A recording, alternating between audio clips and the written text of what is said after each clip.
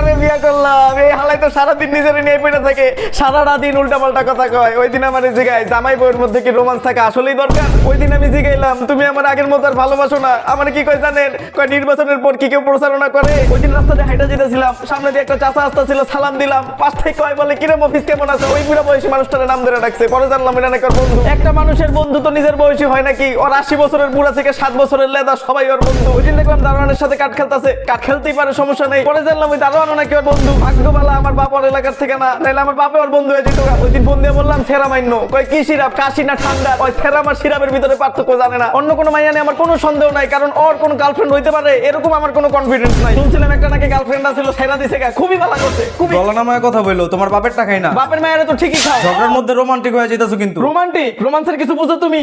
বাপের কাছ থেকে টাকা নিয়ে টয়লেট বানাইছে, ঝগড়া হইলেই বলে যে তোর বাপের টাকার উপর মতি। আমি রাগ করলে ফুল কিনা দেওয়ার বদলে কি করে জানেন? কয় রাগ কমলে জানাও, তখন কথা কমুনে। আমি যদি রাগ করে চুপ থাকি তাহলে আমার কোনো বুঝায় না। কয় শান্তি লাগতেছে। বাজারে পাঠাইলাম আলু আনতে, আলু নাই, চিপস লইছে। কয় সেম ফ্যামিলি। আমি কইলাম আমার একটু বুঝার চেষ্টা করো। কয় ম্যানুয়াল আছে।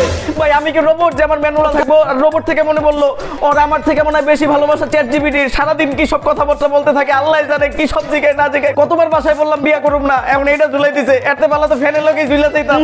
ফ্যানে ঝুললে কষ্ট হবে, এত বড় বাড়ি, ছাদ থেকে লাভ দিতে পারো। পুরো সময়টা যখন পড়বা, বাতাসে যে থ্রিলটা পাইবার, পড়ার লগে লগে ঠাস করে মরে যাবে। শুয়োরের বাচ্চা, তোর আজকে মাইরা না।